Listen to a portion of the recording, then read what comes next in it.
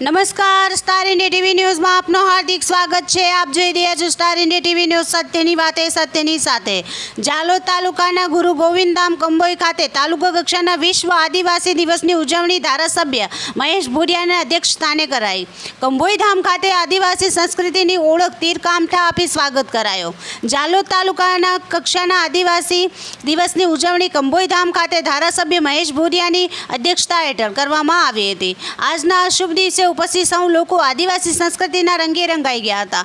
ઉપસ્થિત સૌ મહેમાનો તેમજ આદિવાસી સમાજના લોકોએ આદિવાસી પહેરવેશમાં જોવા મળ્યા હતા। આદિવાસી દિવસની ઉજવણી પ્રસંગે દીપ પ્રાગટ્ય કરી પ્રોગ્રામની શરૂઆત કરવામાં આવી હતી। આદિવાસી સંસ્કૃતિને અનુરૂપ સુંદર પ્રોગ્રામ જોવાનો લાવો ઉપસ્થિત સૌ લોકોને મળ્યો હતો।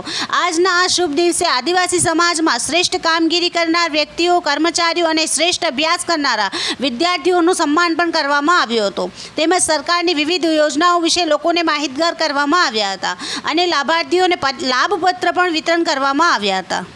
આજના પ્રોગ્રામને અનુરૂપ આદિવાસી સમાજની સંસ્કૃતિના પોશાક ડ્રેસ પહેરીને આદિવાસી સંસ્કૃતિને ઉજાગર કરવામાં આવી હતી। તેમજ આદિવાસી સમાજ દ્વારા અનેક કૃતિઓ રજૂ કરવામાં આવી હતી।